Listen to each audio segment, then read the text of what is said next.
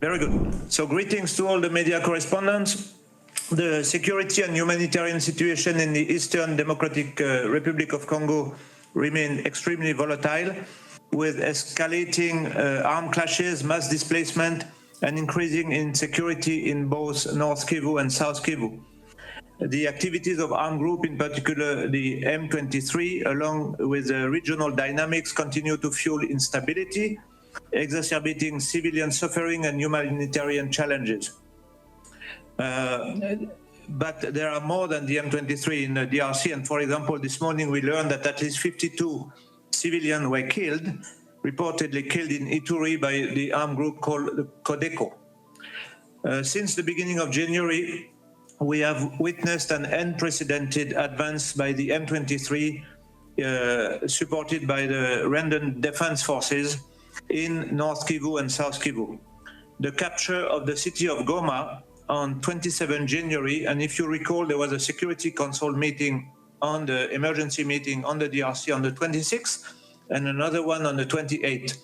So the capture of Goma happened in between on the 27th. This was preceded by intense fighting, including in urban areas of the large city of Goma, and this caused the death of at least 2,900 people, with many more injured. Since then, the security situation in South Kivu has continued to deteriorate, with the M23 and the Rwandan Defense Forces advancing towards the Kavumu airport, which is the airport for the province, which is close to the city of Bukavu, Bukavu being a city of at least 1.3 million people.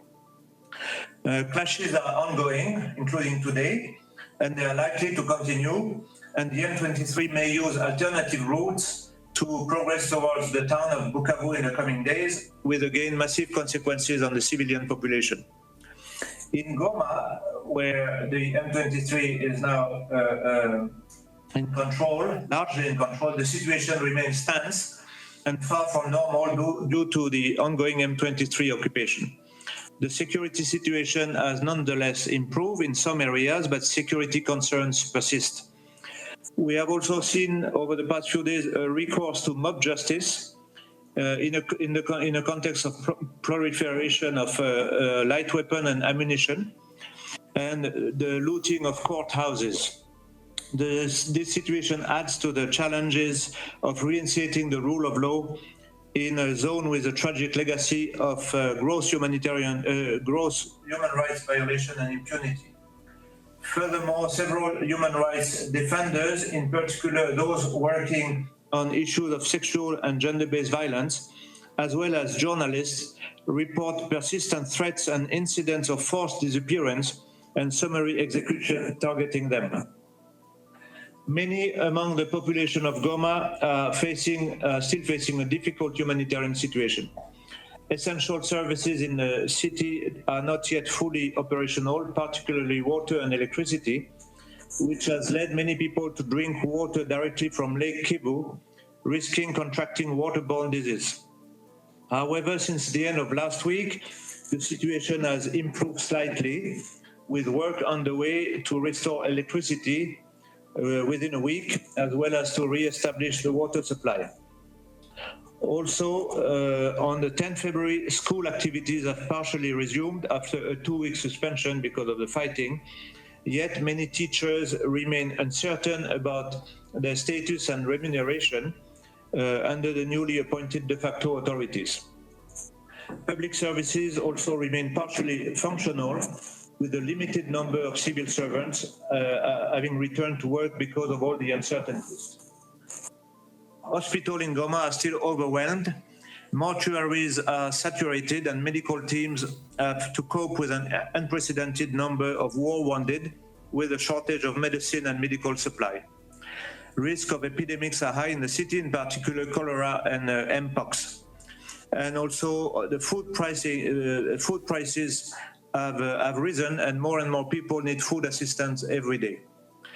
As far as population movement are concerned, just to recall, there were 2.8 million internally displaced people in the province of North Kivu at the end of December 2024, including 700,000 around the city of Goma. In many IDP sites, IDP internally displaced people. We are now seeing, with this new situation, thousands of displaced people in and around Goma beginning to return to their communities in the territories around Goma of Masisi, Rutshuru, and Nyiragongo. However, as Farad, you had mentioned it, our humanitarian partners are concerned with the 72-hour ultimatum given on the 9th of February by M23 representative to displaced people living in those sites and collective centers in Goma to leave and return to their villages. And in accordance with international humanitarian law, returns can only take place under safe, dignified, and voluntary conditions. The Alliance Fleuve Congo issued a statement yesterday explaining that it fully supports and encourages voluntary return, but does not compel anyone to return without firm security guarantees. So we are following this issue of the return very, very closely to make sure that it is indeed voluntary return. In this complex situation, humanitarian partners are on the ground, working under the very strict application of the humanitarian principle because of the context of humanity, neutrality, impartiality, and independence. Our job is just to prevent and alleviate suffering wherever it may be found. As humanitarian partner, we are strengthening our humanitarian response capacity, which had been reduced over the past 2 weeks. We had a number of colleagues evacuated or relocated. So now that the situation has stabilized, we are bringing back critical capacity for the humanitarian response. We are facing a number of key challenges. First, as I mentioned during the last briefing, many facilities had been looted 2 weeks ago. UN facilities, international NGOs facilities at the height of the fighting in Goma. Millions of dollars of supplies were lost, and these are supplies we would really need right now, but we don't have them anymore. Getting aid to Goma is one of our biggest challenge we are facing. The Goma airport, our main humanitarian lifeline, remains closed and non-operational for a number of reasons. And without this airport, we cannot evacuate the seriously injured, transport the necessary medical supply, or bring in humanitarian reinforcement. So all parties must act now to work together to reopen the airport and allow humanitarian flights to resume. The new reality in Goma has also an impact on a certain number of areas where we need to navigate as humanitarian partners, as humanitarian actors, the functioning of the custom, the functioning of the border, the functioning of the utility management, and so on and so forth. So those are issues we are navigating. We are discussing with all parties to find solution in the context of the new reality. And finally, the last challenge we are facing, and I'm almost done, is the U.S. administration, of course, U.S. administration decision to suspend temporarily foreign aid. This is a major source of concern, with several UN agencies or international NGOs active on the ground having seen their operation at best severely impacted, if not halted. And for information, the DRC was the largest recipient of US humanitarian assistance in the world in 2024, last year.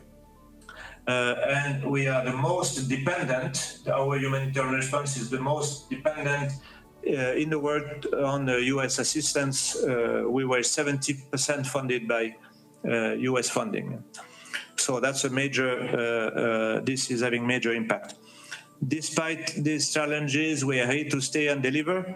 And on behalf of the humanitarian community, we continue to call on all the parties to end hostilities and to return to the political process. And I also urge the international community to intensify its support for the humanitarian response in this complicated period. Thank you. Thanks very much. We'll now turn over for questions. First question goes to Sherwin Bryce-Pease. Mr. Lemarquis, thank you so much for this briefing on behalf of the UN Correspondents Association. It's Sherwin Bryce-Pease from South African Broadcasting. Could you please give us an update on the repatriation process, the 18 fallen soldiers, both from MONUSCO and SAMI DRC, via Rwanda to Uganda. Where, can you explain the process that was undertaken and where matters stand at this time?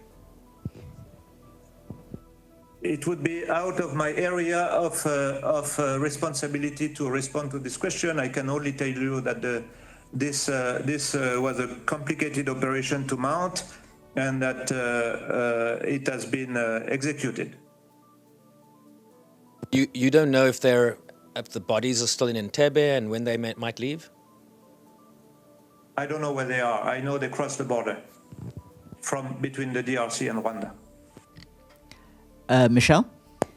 Thank you. Michelle Nichols from Reuters. Thanks for the briefing. I was a little surprised when you said DRC is the largest recipient of US humanitarian funding in 2024. Do you have a figure for that? And when you talk about 70%, we were 70% funded by US funding, is that the UN, just the UN operations that were 70% funded? If you could elaborate a little bit on that. And when you talk about programs that have had to shut down, what kind of programs? So I will give you three numbers. The total requirement, I'm talking 2024, the total requirement for humanitarian assistance, what we call our humanitarian response plan, amounted to $2.5 billion. We have received in 2024 $1.3 billion, the highest amount ever received in the DRC for humanitarian response. 910 million out of this $1.3 billion came from the US alone, which means 70%. It's the highest percentage in the world in terms of US contribution to a humanitarian response plan. As you know, all US-funded organizations have received a couple of weeks ago contracting stop order. That means that froze all US funding to partners, INGOs, and UN. So on that basis, all activities had to stop. I think it was 2 weeks ago. Yeah. So in the DRC, in many other countries, and it is only now that we are starting to see some resume orders. Yeah. So on that note, now that some of these programs are starting to resume, what damage though has been done in the past 2 weeks from them having to shut down? Well, our ultra dependence on US funding means a lot of program had to shut down on everything we are doing. So it's emergency health, it's emergency shelter, it's including in my own office, it's coordination capacity that left from one day to the next because they were tied to a US funding. Yeah. So the only exception so far, but we hope there will be more exception, was on emergency food assistance. Yeah. So the programs that are restarting are to do with food assistance. The emergency food assistance was exempted from the very start. So what are some of the programs that are resuming? I do not know yet. I do not have yet the detail of what the type of. I know some resume order have been received by some partners. I don't have the detail of what they entail. If it's about health, if it's about shelter, if it's about protection, I don't have that information yet. Yvonne? Thanks very much, Yvonne Moriarty, News. Are you looking at other sources of funding in the event that US aid doesn't resume as it in its previous form, at least? We are, but it's a tough time for everybody. There are many crises in the world. I give you an example. For other donors, the DRC is the largest humanitarian program on earth, but they are smaller donor, so they give as much as they can. But if we compare that to the immense needs, humanitarian needs in the DRC, it's a drop in the bucket. They do their best. Some small donors, they do their best. DRC is their first program, but because of the sheer size of the needs, it's a drop in the bucket. We talk to everybody. We talk to what we call non-traditional donors. But it will be hard to compensate a 70% dependence on one donor. And as I'm always saying, the best way to have a better humanitarian response is not to find more money, it's to reduce the needs. And to reduce the needs of humanitarian assistance in the Congo, it's about the political process, and it's about tackling the root causes of this conflict, which are well known in the Congo. It's the illicit exploitation of natural resources.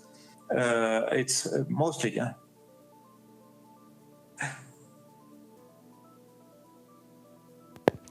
Thanks very much, Dulcie Leimbach from Pass Blue. Just to make sure, you're talking to us from Goma? No, I am in Kinshasa currently. Okay. I just had a few clarifications on the M23 advancing toward Bukavu. Have they arrived there yet? Do you know? No, they have not arrived yet. We believe that the next target is the airport of Kavumu, which is 30 kilometers north of Goma. They are advancing towards the airport of Kavumu, slowly but surely. They have increased their presence on Lake Kivu, including today. Today, they have increased presence of Lake Kivu. I lately heard today that they are preventing boats to go on the lake. That means they are controlling the lake and the shore. And then, so Kavumu is a bit of a stronghold, and Bukavu could be next year. So have you heard from the Panzi Hospital about their situation? Because they're sort of panicking. Have they been in touch with... Who is that? The Panzi Hospital in Bukavu. Have you heard from them? The Panzi Hospital. Well, we are in touch with the Panzi Hospital. There are many people, many organizations, many partners, and the civilian population. There is a high level of tension in Bukavu. It's really time to prepare, time for everybody to prepare for what could come next. It's time to pull all contingency plans. It's time to look at, that's what we do in the UN, to look at our staff list. We for the UN, we only have now critical staff, critical personnel, and we have a trigger to take even more personnel out. We have moved out of South Kivu over the past few days, 800 people, UN personnel, and the families of our Congolese staff, because to reduce the risk level. Panzi Hospital is a very critical institution in Bukavu, and I'm sure they are doing the same. One more question, one please. more and then back to so the regional summit over the weekend, the outcome, did it have any effect on Goma or what's going on there at all? Thanks. So Goma now is occupied by M23, so they are in control. But when it comes to South Kivu, we have seen yesterday and today fighting going on, M23 advancing. So the impact does not seem, we don't see the impact felt on the ground in South Kivu. Okay, Michelle? Hi, thank you. Sorry, me again. Just wanted to follow up on what you said about communicating with all the parties with regard to aid access and getting stuff to the people in need. Rwandan, we've heard from lots of UN officials that Rwandan troops are there on the ground. Are you talking with any Rwandans on the ground? What role are they playing on the ground? No, we don't have as humanitarian, we have to talk to all parties to the conflict. So the city of Goma is occupied by M23, and the AFC, the Alliance Fleuve Congo, they appointed last week a whole cadre of administrator, a governor, a mayor, and so on. So in order to be able, under the strict application of humanitarian principle, to reach the people in need, we need to talk to the new, the M23. But also, like I said, there are issues that require reflection and solution, like the Goma airport. The airspace is a sovereign Congolese airspace. Yeah. So you need to find ways. The custom, the border. These are thorny issues for which we need to navigate and find solution, and this requires discussion with all parties.